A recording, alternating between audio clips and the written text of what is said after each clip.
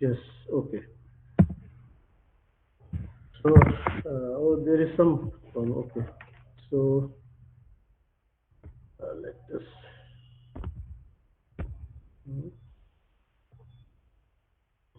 we have, say, just have some revision kind of things that we, you know, that we have three uh, main components. One is central processing unit, one is memory, one is IO ports. That means all the peripherals, all the input devices, all the output devices like printer, scanner, keyboard, they are connected through IO ports. And in memory, we have again two main component. One is read-write memory, which is often termed as RAM, and one is read-only memory. Read-write memory, which can be altered n number of times. Read-only memory, which cannot be altered easily by the normal mode. And then we have all these structure, computer, IO, memory, CPU, and inside CPU we have registers, arithmetic logic unit, control unit, and they are connected through internal bus. And control unit also have some kind of sequencing logic, registers, and control memory. And then we have a concept of a store program computers in which our all the instructions, all the programs, they have to be get loaded into main memory before going to be executed. So this is what is store program concepts mean. And again, we have two kind of basic architectures. One is Princeton and one is Harvard. In the Princeton, the program and data shares the same memory. In Harvard, the program and data share the separate memory. And this is just a simple sketch of Princeton and Harvard.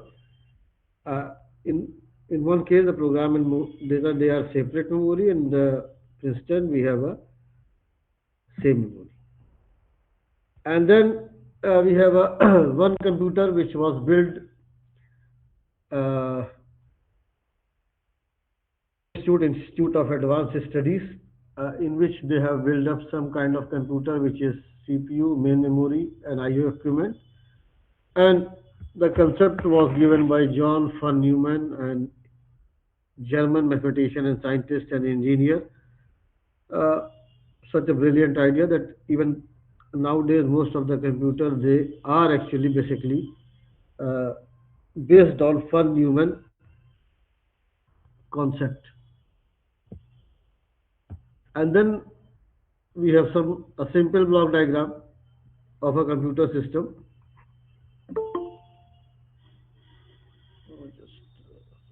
Simple block diagram of a computer system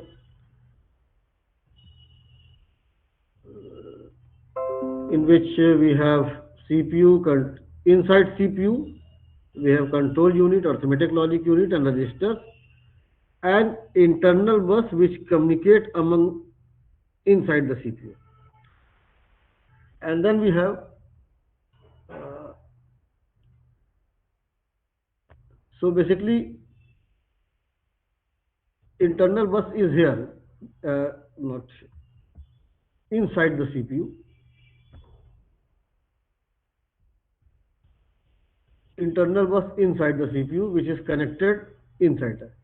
And this we call external bus. So bus is nothing a group of wire because we have group of wires which basically generally 4, 8, 16, that is normally in the power of 2, and they communicate through memory, disk, printer, all these things. And basically these wires normally contain some voltage and which is often recognized as 0 or 1 in terms of computer language. So basically we have say uh, we are familiar with these following terms which are the say base of computer system, all the architecture, that what store program concept is, what John von Neumann machine, what John von Neumann introduced way back in 1945. IAS computer, which was built at Princeton Institute, Princeton architecture, and Harvard architecture. So these are the basic term which are the base model of the computer system which we are nowadays using and which they look like advanced computer. So now just as you are perhaps might have read so many times that we have some divide the generation of computer uh, depending upon the technology which is used. So say the first generation computer they are recognized by vacuum tubes. So actually, in some book you will find say 1938 to 1952, 1941, but this is something around. So this is not very specific. This is something around 1940 to mid 50, as the vacuum tubes are there. So vacuum tube you might have not seen. This is a bulb type structure which has cathode, anode, diode, and some kind of things. So they are actually a bulky material, and that is why the computer system which were of the first generation, they were very huge computers, and they occupied a big hall and big rooms. So many rooms are there. But of course, in the 40s, it was a big achievement, and that is why all these generations they are actually recognized by the technology which was used, and some kind of revolution has been done uh, in these years. So first vacuum tubes, they are bulky and they are large and they are slow, of course. The second, this is just you might see in the Google and other thing in some book that how these computers looked like. That is, they occupied whole room and many rooms or large hall, and just to uh, get the idea of how huge they were, that 18,000 vacuum tubes. 18,000, you can imagine like a bulb which we have nowadays, 100-watt bulbs, or, and 1,008 instructions per second, and then 3,000 square feet, like this kind of volume is there. Second generation is recognized by this the invention of transistors. So basically, this is the term is somewhat confusing, but this is actually the basic material is the use of semiconductors.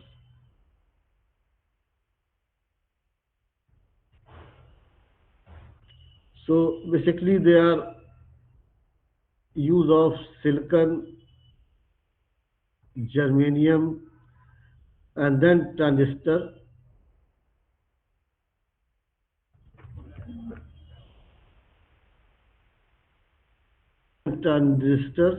Uh, Transistors means these kind of element. If you have might have studied in your electronics, uh, we have NPN transistor, we have PNPN transistor, uh, which has emitter, base, collector. So basically, these transistor means these are the semiconductor, or you may have also are familiar with diode, uh, which has a symbol like this one. So diode, transistors. So these are the things. So basically, transistor means the use of semiconductor as a, that is when they invented these kind of things in 48, NPN and PNP transistors, and then they were used instead of vacuum tubes to make the basic building blocks of computers. So that is why this is called uh, one revolution from vacuum tubes to be had shifted to semiconductor or transistor. So of course the objective is to have a smaller size,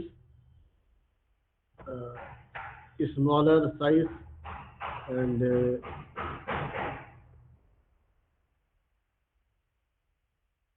if you see this one,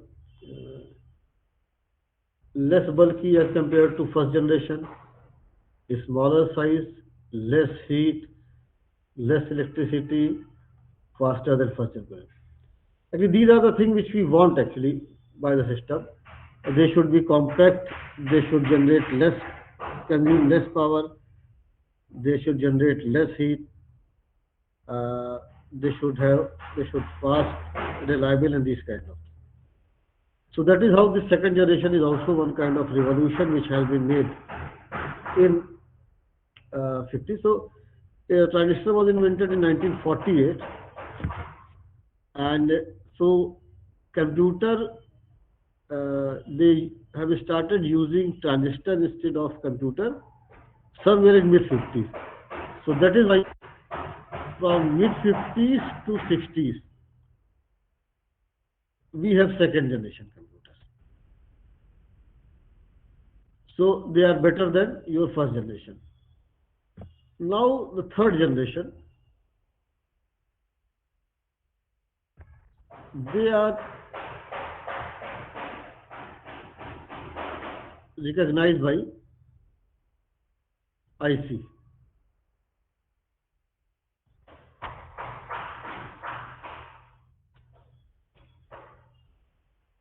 IC. IC means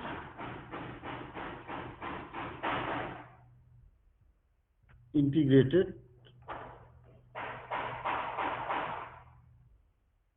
circuit. Uh, Integrated circuit, basically transistors are, we can make term, integrated circuits are counterpart of discrete. So one is discrete component, one is integrated component. So basically integrated component means they are packed in an some packet which we call IC. So IC may be, uh, if you have seen some IC, they have these kind of thing, and then some pins are there like this one, 14 pin IC, 30 pin. And inside the IC, in the small IC, we have a large number of components are there. So initially we have vacuum tubes, which are say like a bulb. Then we have transistor. Then many transistors are inside the integrated circuit IC. So that is one more step from the transistors. So somehow they can manufacture or they design more components in a single IC or a single integrated circuit, which we often see. So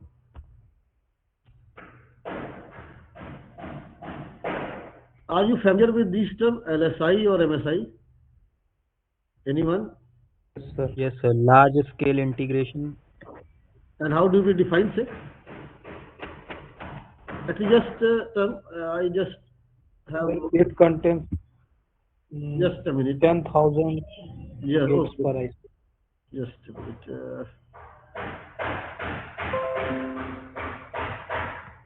Just a minute. We have.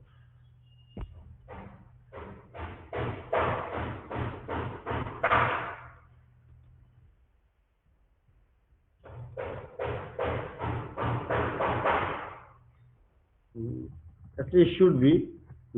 Say, I just correct one thing. This is actually SSI. Just to make one correction, this is SSI, small scale integration and medium integration. So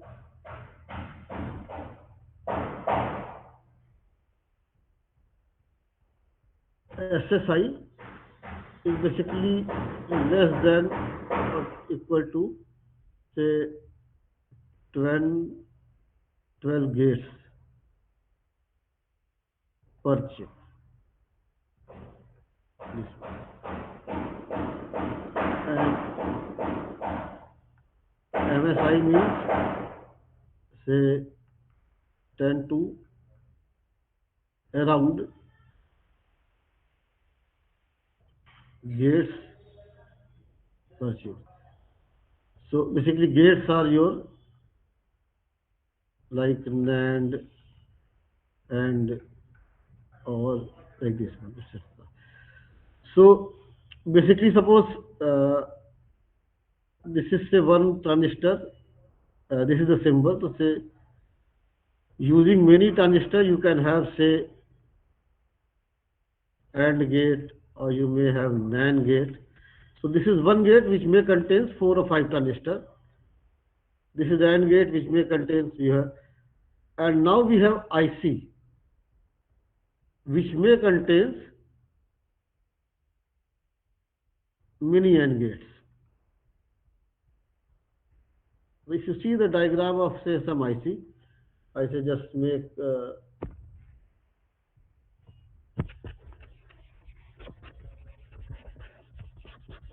I just try to make say so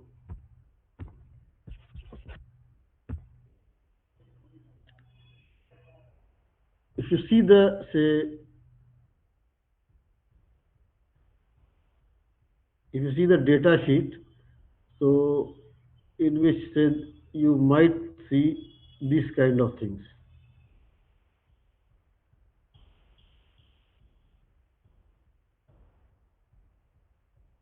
Just for example, that means this IC contains 4 gates in one chip, and one gate may contains number of transistors. So SSI means 10 less than 10 or 12 gates per chip. So that is why this is the example of SSI. But as the technology grew, and so they engineer and scientists they try to get and rather more and more number of gates on chip. So initially it was some gates on the chip, then we have SSI. Then more than 100 gates could be fabricated on a single chip. Then we have say MSI. So in the first generation, we have vacuum tubes, then we have transistor or say single discrete component, and then we have ICs, which we have many components. So result is that more and more components can be fabricated on a single chip. So basic building blocks of that is all these things are the silicon and germanium. They are the semiconductor. Using silicon and germanium, we design uh, diode, transistor, all these things. Using these transistors and this diode in a certain manner, gates have been designed and or not. Using gates, you design combinational and sequential circuit like adder, subtractor, multiplexer, divider, and they are all even as adder, subtractor, so they all are actually part of your ALU, and they are all part of basic in consequent in the CPU, and basically they are all part of computer system. So basically the computer system in the at the lowest level we have these semiconductor material like silicon germanium. So what happens actually when we have IC like SSI, MSI, more and more number of components can be fabricated. So they have still more small size, faster, lesser maintenance as compared to transistors. And then fourth generation, which is gives a very great achievement, and one kind of things have been revolutionized. Uh,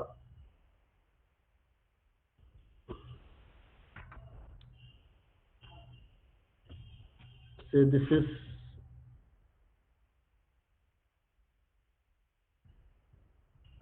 SSI and VLSI.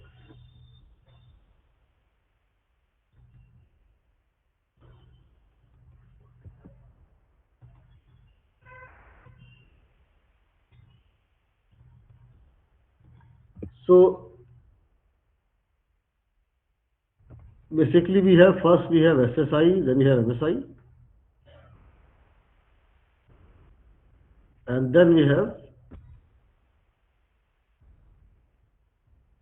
LSI, VLSI, and other things also. So LSI now 100 to 1000 gates per chip, and VLSI say more than 1000 gates per chip.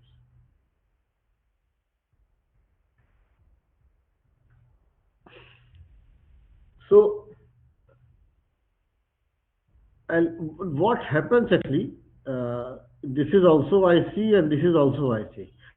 But there is a drastic change between these, and that is why we call as a, this is the third generation and this is the fourth generation.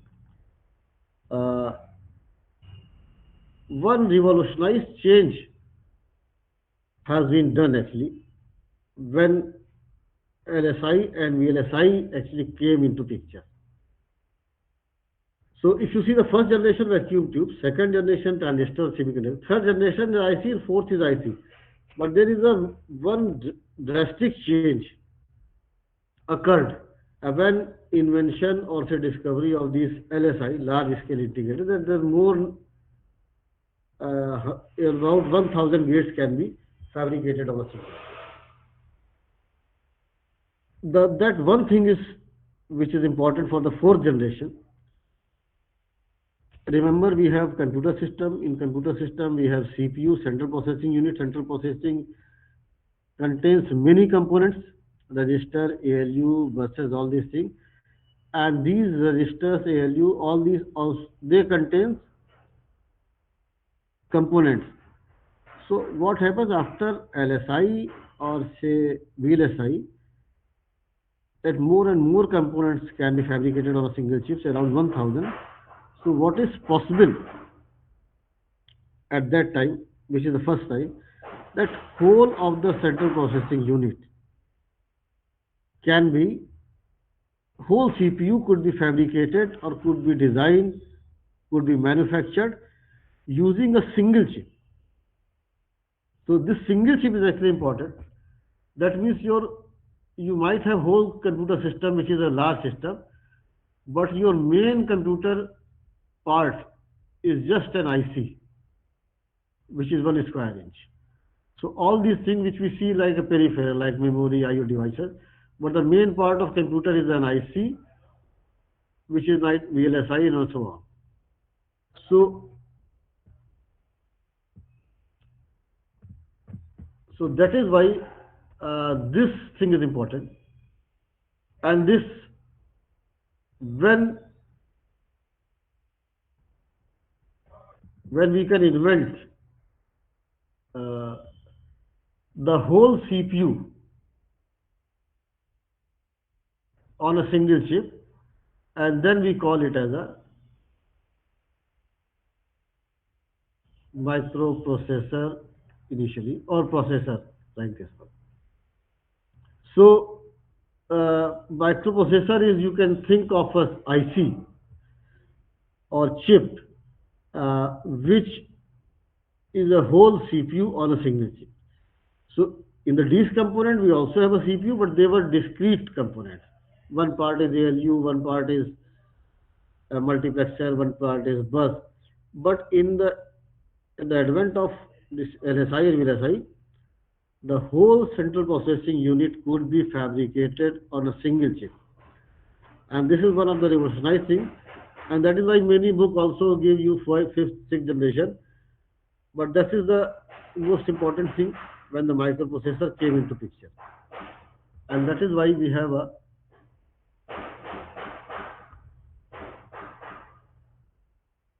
this is the microprocessor brought in the fourth generation of computer, as thousands of components were fabricated on a single chip.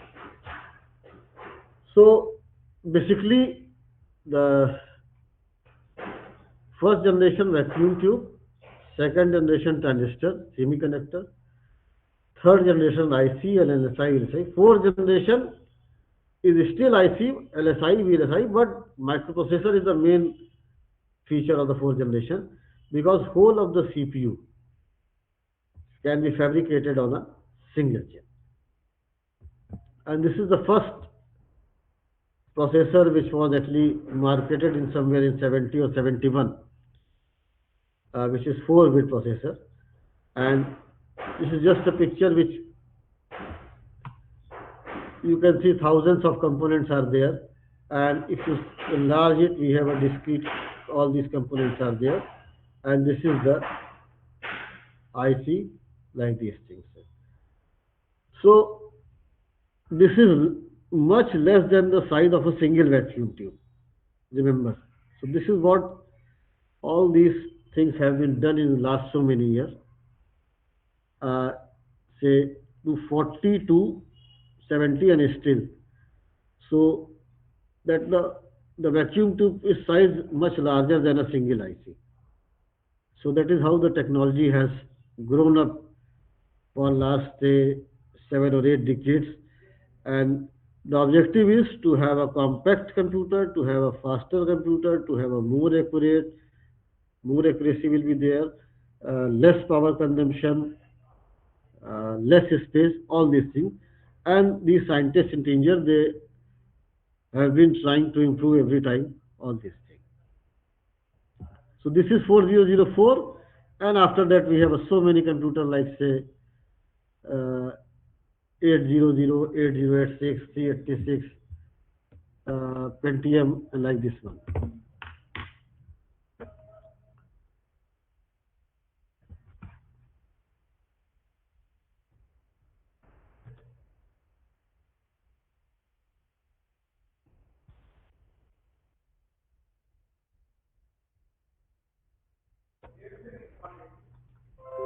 So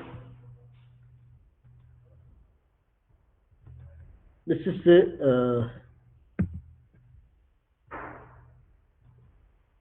one of the Moore's law. So if you see here, uh,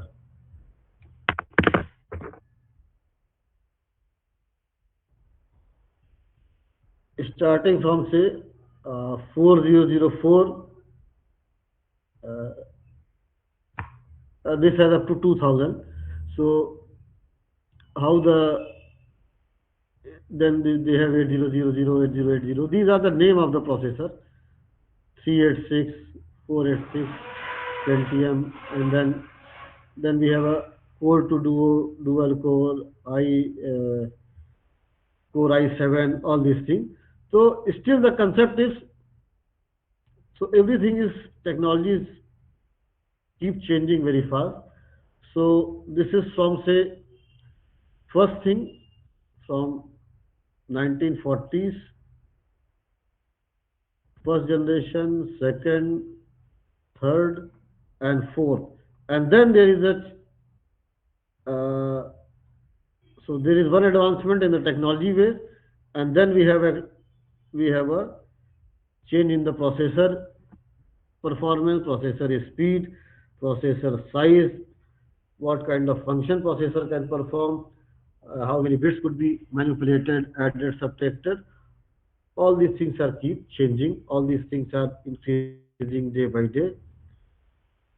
After that, when these kind of saturation has come, then they try to uh, same architecture is there. Then they try to uh, organize the thing in such a manner to improve the efficiency, like say parallel processing, more memory, that all these things have been improved. So one is the improvement in the technology side, one is the organizational side, that how the things could be used, and then we have these things. And just say Moore's law,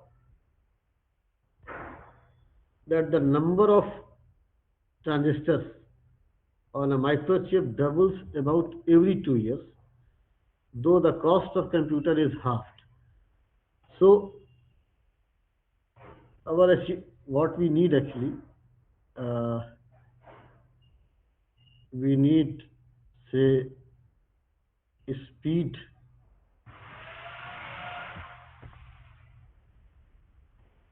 we need size should be compact as possible. Then we need, say, more memory. We need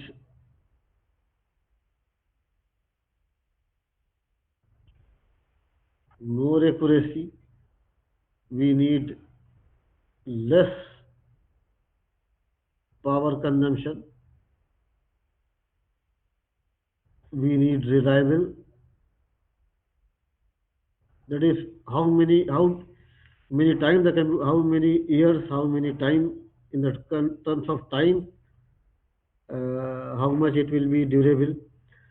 So these are the things which we need actually. We need speed, that is must do the uh, faster access. In memory, we have space constraint and we also have access time. We need larger space, we need lesser access time, we need so more memory space, but we need access time should be small as possible. Size we need as small as possible. Accuracy as accurate as possible. So that is why all these things are improved when we go by this one, like this one. So speed is high, cost is size is small, processing. So all these things we could uh, term as a in one term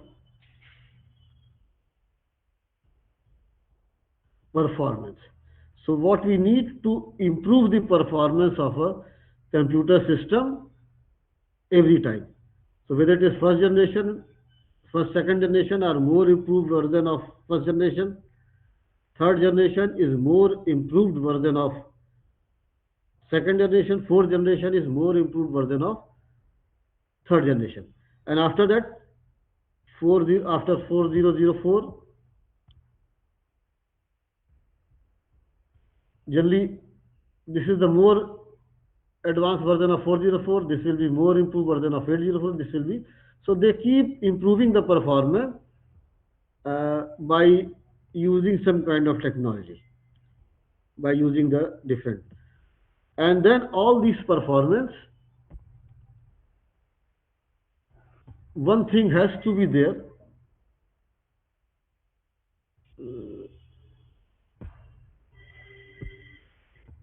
One thing has to be there, that we need cost should be low always. So that is why we uh, always have uh, uh, we always these engineer task is to performance balance between performance and cost. This is the main objective of, say, engineering and science, all these things. Because suppose if you have a computer which is very fast and it is of say 1 crore rupees, so it is not marketable actually. That is, you nobody is going to purchase and the whole purpose will be right. So if you have a computer, and if you have a computer which will work as slow as you can do manually, and it is say about say 100 rupees, then even then it is not marketable because it doesn't serve any purpose of computer. So that is why they have to take the balance. And one more term is exactly trade-off between the performance and cost. So we always try to improve the performance, and they try to, no, cost should not be so high. There may be 1 crore computer, but which is used by the say some say these forecast department, Mosam Bhavan, they can keep because they have a large number of precision. But suppose if you do not want such kind of performance, we need for a household work, then the cost should be low. And that is why they try to balance between the performance and cost. So cost performance should be enough that it should serve the purpose of computer. Cost should be as low that it should be a marketable. So this is one of the major issue, and that is why if you see even the 10, 20 years, even the hard disk was even maybe it was the megabyte, even then it was the same cost. What is now is just a 1 terabyte or 2 terabyte. So but if you need, if you go say 1 terabyte is say 50,000 rupees hard disk, then nobody is going to purchase it. So whole the purpose will be lost. So that is why it should the speed should be high, and also they try to reduce the cost of the computer. Okay. So now we finish. This is the one thing. This shows how from the last so many decades we have tried to they have tried to say improve all these things, performance wise, uh, technology wise, organizational wise, and then uh, cost wise they try to improve. So okay, so we could finish here. Thank you.